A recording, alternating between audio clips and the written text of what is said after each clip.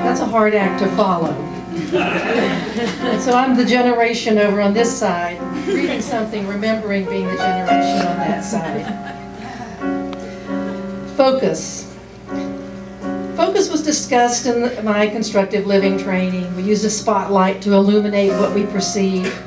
And then using flashlights with my children and pre-ninjas, you know who you are, to teach focus. It's tiger cubs shouting in full enthusiastic voice, "Focus!" It's a Ford's insignia and reminder. And I even bought my watch because its company name is Focus. To me, that word belongs to Dorothy Hackett Ward.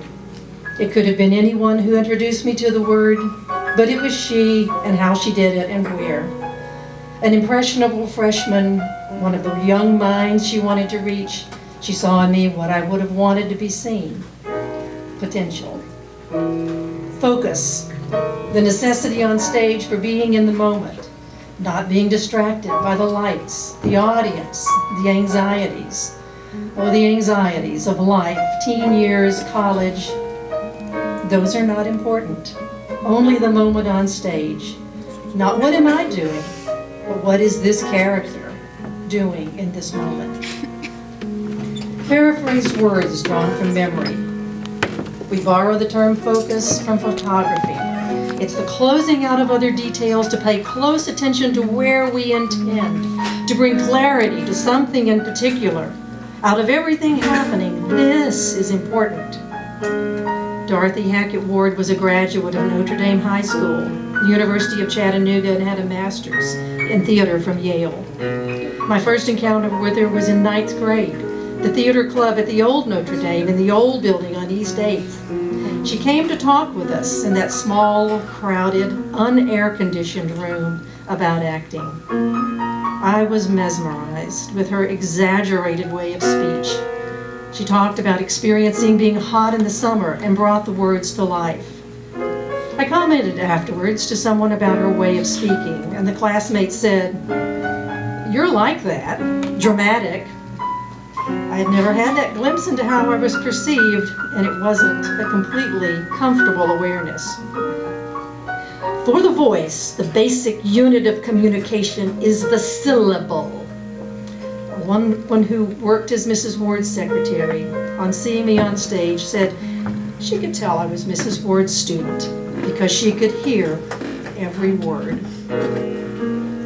Perhaps we had similar backgrounds of family, faith, and community, and she understood me in a way I had not yet reached.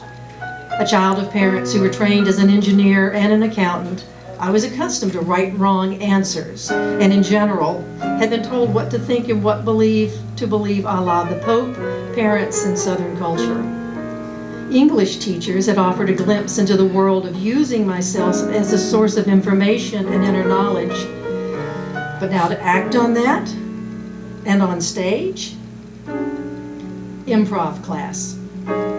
As Mrs. Ward played different selections of music, we were to move. No twist, no hully-bully, no mashed potatoes, no swim, no designated dance step. Yeah, some of you know those. but simply to move to the music. Something not present in me came crashing into my awareness, something unprotected by tradition and teachings. How to deal with life in the moment without a given answer, making it up as you go, thinking on your feet. It was an essay question in life. Not a math task to be solved, right or wrong. After woodenly attempting some movement, I stepped away from the other students, complaining of a headache, and sat down knowing full well I did not really have a headache. As I moved from the stage area, she smiled and said words to the effect, "It can be threatening not to know what to do when the answers aren't given." I blathered some assurance that it really was a headache, and she smiled and looked away.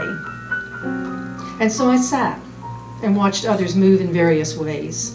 Among other physical expressions, I most recall Bo, the lovely blonde Chi Omega, as the music shifted to something I would have called religious, lifting her hands upward in supplication, praise and longing for something beyond. Is this what she means?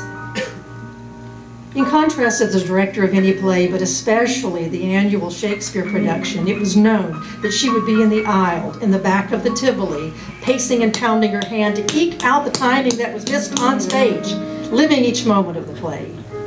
It was once referred to as the real performance, but she knew what she wanted, and she knew whether or not she was getting it. The play was alive for her, and whatever was actually happening on stage, she wanted the two to merge. She wasn't necessarily easy to work with. Her expectations were high, and we strove to meet them. Relationships were strained, and for me, eventually a choice was made of another major. In the early 70s, I recall one student expressing his frustration working with her involving lighting. He said that she kept saying there had to be more light. Finally, having turned on every light on the light board, he went and faced her, only to find that she was wearing her sunglasses, apparently having forgotten to move them when she came indoors. When I asked what he did, in frustration, he had simply stormed away from her, unable to point this out. Another student simply gave her a simple declarative statement. You're wearing your sunglasses.